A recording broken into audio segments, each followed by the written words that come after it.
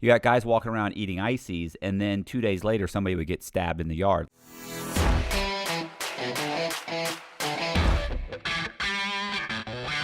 Hey, this is Matt Cox, and I'm gonna do a reaction video to a Vlad TV interview by Jordan Belfort. So Belfort, as everybody knows, he was in prison when he wrote the book The Wolf of Wall Street, and he kind of explains it in this, where he learned how to write and then he scrapped the whole project, and then he ended up writing it again when he got out. But he explains it, and then I'll explain. I'll comment on it, and it'll be a short video, and you don't have to watch this very much of this. So let's go ahead and roll it.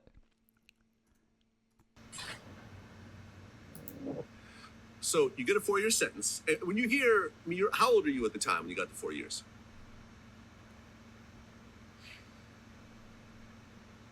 2004, so it was, 37? 42 years old. 42 years old. 42, so okay. He's 60 now. Well, you went in what year? 2004? Yeah.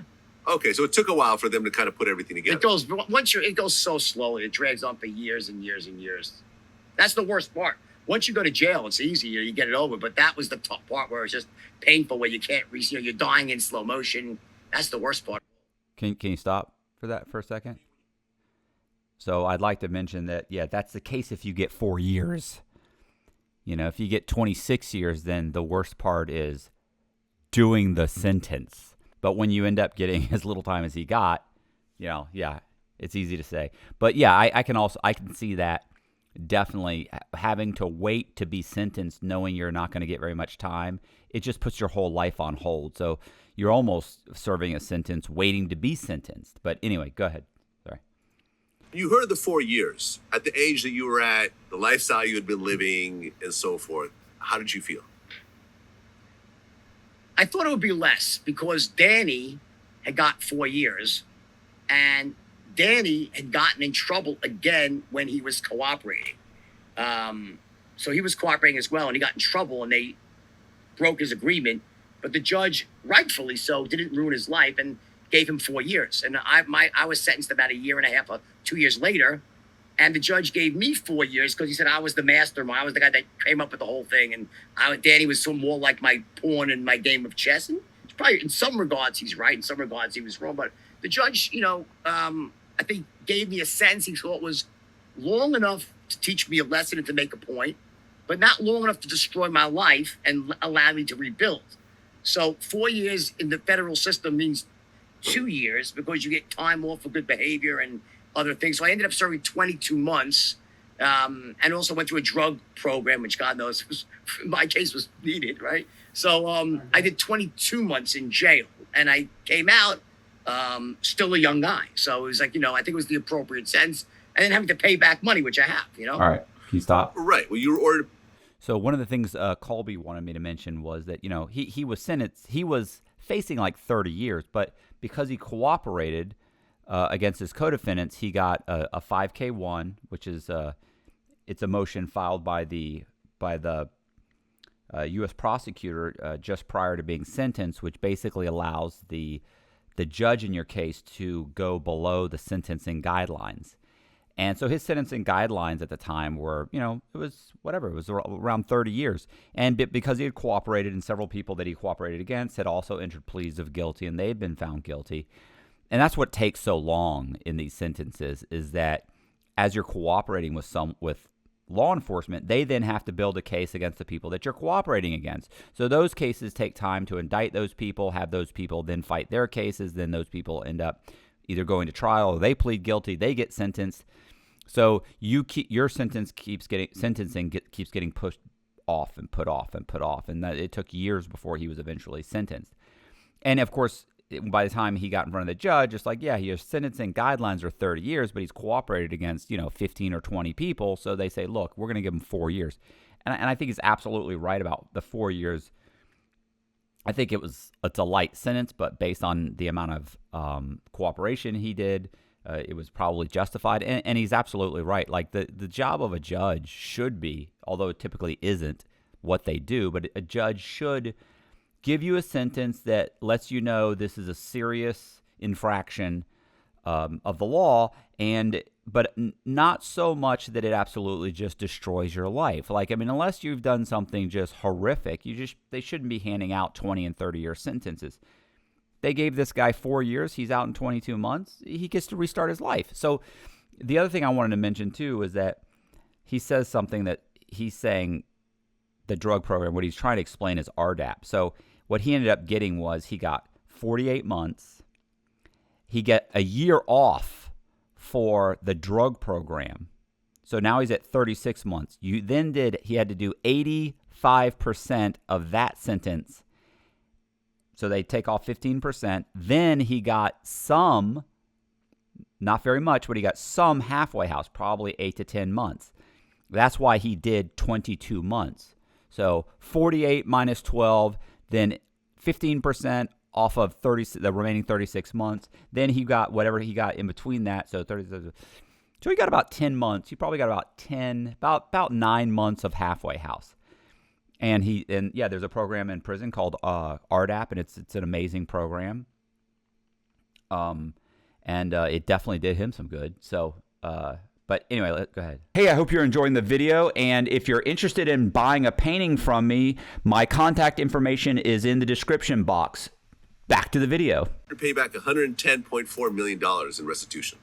Right, but that was a number that wasn't based on what people lost. It was just a made up number. So, because Danny's was 210 million. So, like, it was the same case. How could one be twice as high? It was just it was just, what happened was when we disgorged a lot of money in the beginning, probably 40 million, and to Danny and there's other people in the case as well. And at the end, they couldn't find investors. They literally had $500,000 left that they gave back to the government. They couldn't find any more investors that were claiming money. So I started paying back money that wasn't going to investors. Like, all the money I paid back since is not going to anybody because there was no investors left. So it's unfortunate that I paid back, but because no one was claiming the money. Okay, so you start prison, and is this one of these like country club kind of prisons or like a real penitentiary? Country club. Okay, you want to stop? Okay, so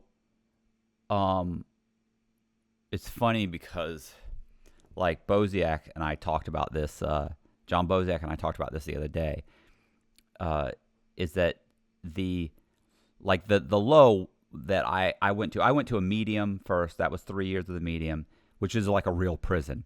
And then I went to a low. Belfort actually went straight to a camp. So the camps don't have fences. You get to work semi-regular jobs, and you very little supervision. But then again, most of the people that end up going to these places have either been locked up a long time and they're just no trouble, or they're people that were just nonviolent and weren't going to had a short sentence and weren't going to be in trouble anyway. Like, he did 22 months. That's nothing. It's not even worth unpacking your bags. So he went to, Club Fed like it was a joke back then. Prisons were a joke. What I was gonna say is, like, listen, some of these prisons, like some of the camps, like, they used to just be ridiculous. When I got to the low security camp, they actually had a relay race. Like, they used to do stuff in the yard. They had a relay race, and at the end of the relay race, they actually had a slip and slide where you would run the relay race, and then you would jump on the slip and slide down the slide and have to grab a flag to show that you won, you were the winner.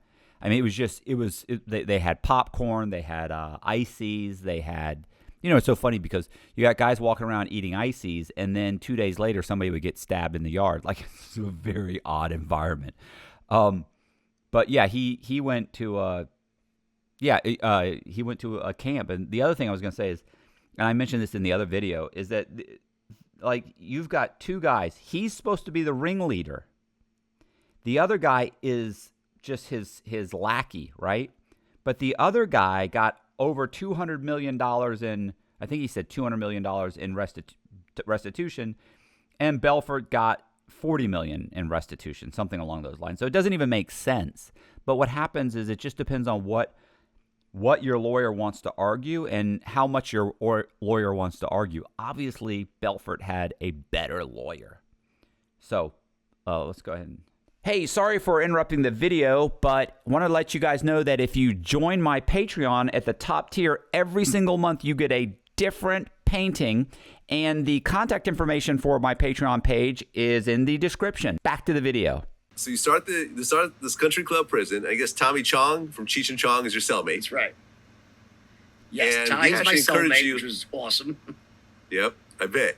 Did you guys actually smoke weed in prison? Nah, No? Oh, man. nah, I'm not a pot smoker. I don't think he did either, you know? Okay. Right, because he was actually in jail for pot. No. I mean, sort of. Well, it was for selling paraphernalia, where his son was selling it, and they Ridiculous. just Like, wanted it to was bust him. ridiculous. I mean, Yeah. he was there for the most idiotic thing. He should not have been in jail. It's nonsense. No, yeah, I know the Stupid. story. There's a whole documentary. about it. Nonsense. It was ridiculous. Ridiculous. Okay, I deserved to go to jail. He didn't deserve to go to jail. okay. And while you guys were locked up, he's the one that's telling you should write a book. Correct. Yes, he was writing a book, and I was telling him some stories. The first few nights when I got into the cell, he was there before me, and third night he's like, I thought you were making this shit up, but my wife Googled you, and it's all true. He goes, you have to write a book about this, and I'm like, really? I was like, yeah, your life's. I said, you think my life is that crazy? He goes, I'm Tommy Chong, and I think your life is insane. A pretty good barometer for crazy, right? And that's how it started. So I started writing. Okay, so you started writing the book. I guess you got about 130 pages into it, and then you scrapped it and started over. Well, in the beginning, I didn't know how to write. I never had written a novel or a book. I didn't know how to write at that level. So I was struggling. I couldn't really get anything out that I thought was meaningful beyond a page. I'd show it to Tommy. He's like, oh, it kind of sucks. I'm like, thanks, Tommy. Tell me what you really think, right? And after about a month of trying and failing miserably, I stumbled upon a book in the prison library called Bonfire of the Vanities, and written by a world-class author named Tom Wolfe. And I started reading that book, and the moment I started reading, I'm like, oh my God, I want to write like that. And I took about 3 months off of not writing and just studying his writing and using it like a textbook. And I taught myself how to actually write at a very high level. Then I started writing again, wrote 130 pages, which was far better than anything I'd written before, but I still didn't think it was good enough. Ripped it up. And then I got out of jail, 22 months later, and then I started writing again from scratch. Okay.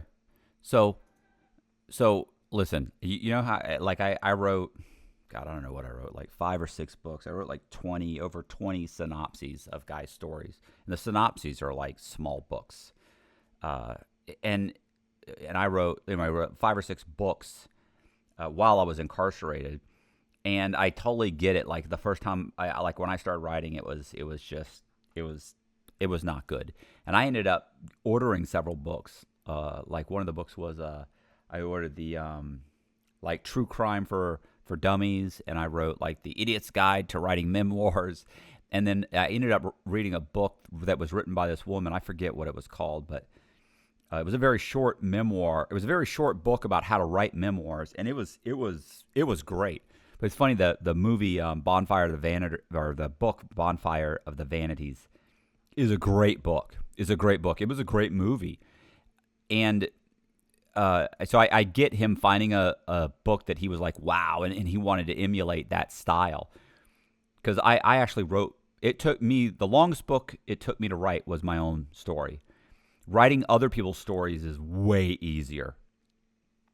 So, I think it's interesting that he did. I always thought he had finished the book in prison, because what's funny is how many people I've talked to that have said that, like, the guys I talked to in prison, and they knew they had a great story, and they're like, yeah, when I get out, I'm going to write my story. Like, that's never going to happen. Like, that almost never happens, that someone gets out of prison and then they write their book. Like, you're never going to have this much free time in your life. Like, if you're not going to write a book, if you can't write a book in prison, you're never going to finish it. You're never going to write one on the street. So, but apparently he says he wrote it on the street, and, obviously it was the Wolf of Wall Street, and it got the rights were purchased by Leonardo DiCaprio's production company, and I think it took 7 or 8 years, or 8 or 9 years. I forget. It was like roughly around 8 or 9 years or something like that before it was ultimately turned into an actual film. And so super interesting interview by Vlad TV, and it's cut up, and there's a bunch of different segments, and they're coming out right now, and you definitely got to check it out because Jordan Belfort is amazing. Wolf of Wall Street's amazing, and I appreciate you checking this video out. So do me a favor, and if you like the video, hit the subscribe button, hit the like button, hit the bell so you get notified of other videos like this. Go ahead and leave me a comment in the comment section. I try and respond to as many as possible. I only have so many hours in the day, of course, but I try and do it at least once or twice a day. Share the video with anybody that you think may be interested, and I appreciate it. So, see ya.